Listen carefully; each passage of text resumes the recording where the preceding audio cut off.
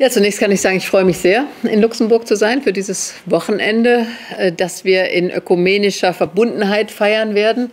Der Evangelischen Kirche in Deutschland ist ja wichtig, dass das Reformationsjubiläum 2017 kein deutsches Luthergedenken ist, sondern dass wir tatsächlich ein internationales Reformationsjubiläum im ökumenischen Horizont feiern.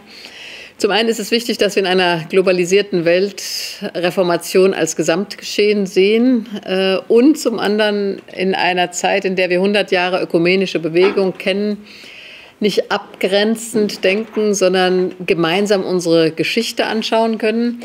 Wir planen das Reformationsjubiläum so, dass wir den Auftakt schon am 31. Oktober diesen Jahres gestalten werden mit einem Festakt in Berlin, und von da geht ein Touren-Erzählbus oder auch Truck durch europäische Städte und wird Thesen einsammeln. Was ist heute in Europa eigentlich reformatorisch angesagt in Kirche und Gesellschaft? Diese Thesen werden nach Wittenberg gebracht und wir werden da eine Weltausstellung Reformation nächstes Jahr gestalten. 7 Themenbereiche: Globalisierung und Reformation, Ökumene und Reformation, Spiritualität und Reformation.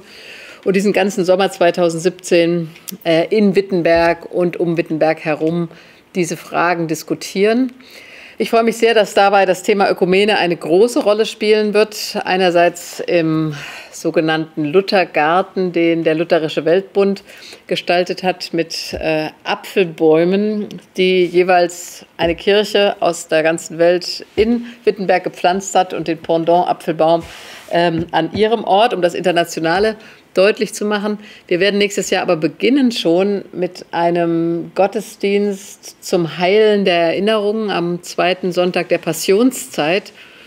Das ist mir sehr wichtig, dass wir zum Auftakt dieses Jahres 2017, des Jubiläumsjahres, sagen: Wir haben einander Leid zugefügt, evangelisch, katholisch, aber auch der Welt durch unsere Trennungen. Und heute können wir sagen, uns verbindet mehr als uns trennt. Das merken wir einerseits in einer säkularer werdenden Umgebung als Protestanten und Katholiken, aber das merken wir natürlich auch im Dialog mit anderen Religionen, mit denen wir zusammenleben, auch inzwischen in Europa.